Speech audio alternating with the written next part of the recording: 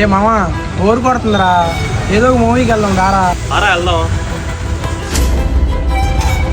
రే మామా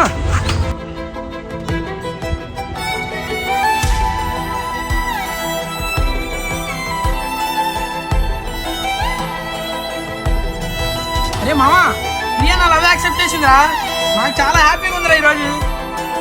సుబ్బు కంగ్రాట్స్ రా.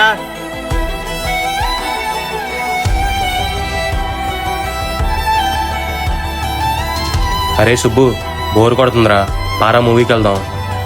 అరే మామా నేను ఆల్రెడీ ప్రియాతో ప్లాన్ చేసుకున్నారా, ఒక్కసారికి ఏమనుకోకుండా నువ్వు వెళ్ళిపోరా.